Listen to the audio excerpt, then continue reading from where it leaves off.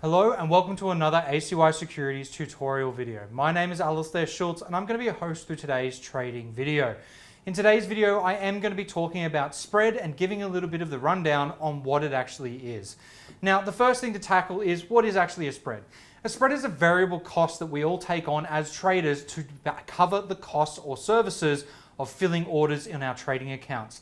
Now, every market has a variation of a spread, regardless of whether you look at that as a commission like you would find in stocks or a spread like we find in spot markets and CFD, there is always some form of it. Now, in some instances, you can even find that there's a combination of the two. You might find you have a small spread and a small commission to make up for both of them. And they're actually there to give a broker or whatever form or variation way you are using to trade through to actually get some revenue and income coming in. So they are very, very competitive on the pricing side of things. Now, the spread realistically represents two different prices, and they're known as the ask and the bid. Now, the bid is what we consider to be the highest price a buyer is willing to pay, while the ask price is the lowest price a seller is willing to take. And the difference between the two is what we call the spread. Now, in this instance, how do we actually calculate the spread? Well, obviously we're working out a difference, so it is simply deducting one from the other. The spread is generally expressed in pips or points, depending what market you're dealing with, and of course, how many digits you've got in your broker. Now, looking at it, you can calculate it by deducting the buy or the bid side from the ask or the sell.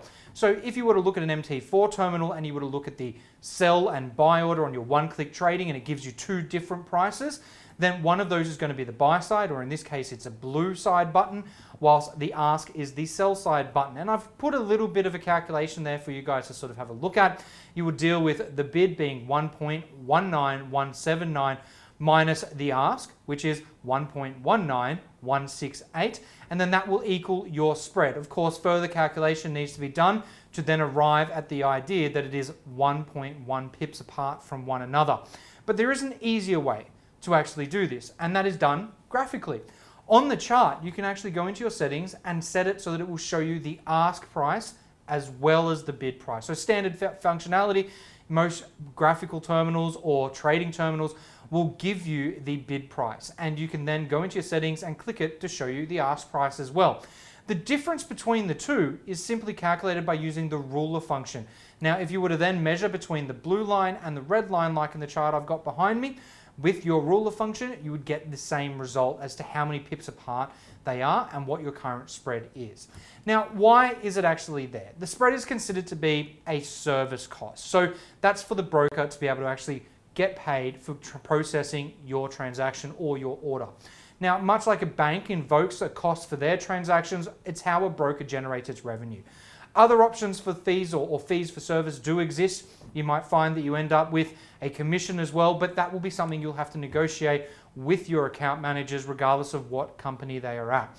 Now, looking a little bit further, why does it actually move? Liquidity is the simple answer. The ease of which we can actually enter and exit a market, or how easily we can convert cash to an asset and then back again. The most liquid asset is obviously cash itself. A narrow spread means that there's lots of liquidity and low trading costs. So that's why you tend to find in markets that do lots of turnover every day, such as the FX market with more than $5 trillion going back and forth every single day, there's lots of money supply there. It's easy to find someone on the other side of your order, and you would generally get your orders filled quite quickly. If we have a wide spread, it means there is little liquidity and that there is likely to be a high trading cost associated with it. So keep those all in mind. This will be imperative to how you actually trade. Obviously, if you're using algorithmic trading or automated strategies, having a wide spread is not going to be helpful. So you want to keep an eye on where those spreads go. And in some instances, you want to keep them as to the minimum as possible. So that might mean you have to trade the most liquid markets or the most liquid currency pairs, such as the euro dollar and the pound dollar.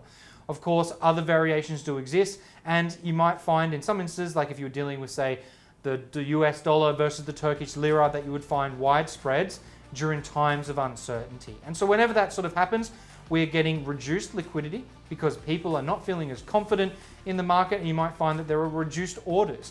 There are a variety of different reasons for that to be moving around, but why don't you have a look as well and see if there's any new ones that I may not have covered in today's episode. Now, looking at a little bit further ahead, if you would like to get in contact with me about anything from today's video, please feel free to get in contact with me. I've got all of my social media channels available above and behind me.